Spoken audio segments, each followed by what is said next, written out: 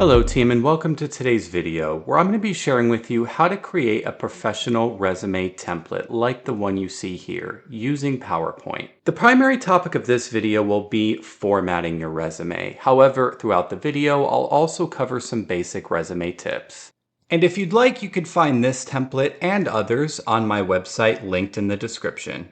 To get started, I did include a colored border at the very top, which you can input by selecting the rectangle icon located here, and then drawing that out at the very top of the PowerPoint.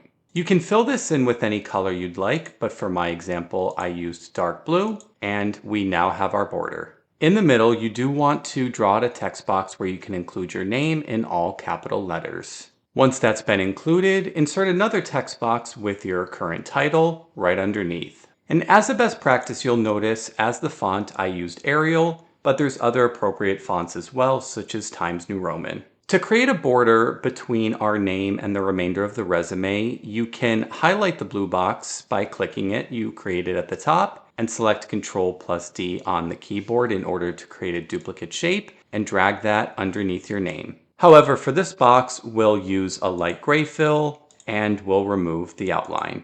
Off to the left, we want to create our contact section. As you saw in the example, it's a best practice to include your phone number, email, location, and your LinkedIn profile if applicable. In order to create this section, I chose the oval shape, and you can draw that in. I then changed the shape to be a height of 0.3 and a width of 0.3 so it's even. We want to use the same shape fill color that we did at the very top, and again, we'll remove that outline. For the icons, we can go to the Insert tab here in PowerPoint and select Icons. And for phone number, I can enter the keyword phone and select the icon that I want to use. Same thing for the others as well. I can select Mail, for example, and use this icon for my email. Check out a link in the video description for a free place to get the LinkedIn icon that you saw in the example. After inserting this icon, we'll drag it over and reduce the size to 0.2. That way it fits within our oval shape. You then want to change the graphics fill within the icon to be white so that it contrasts nicely with the background. Now all that's left to do is insert another text box with your phone number next to the icon. Now that we've completed the first one, I'll take a moment to insert the remaining icons as well as my additional contact information, and then we can move on to the next section.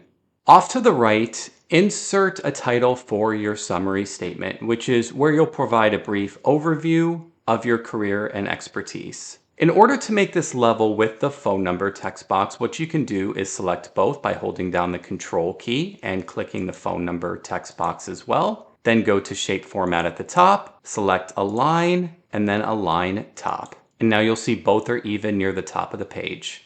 Below your summary statement, insert another text box that again provides a brief overview of your experience. Within this text box, I did use the Justify option here under the paragraph section of the Home tab.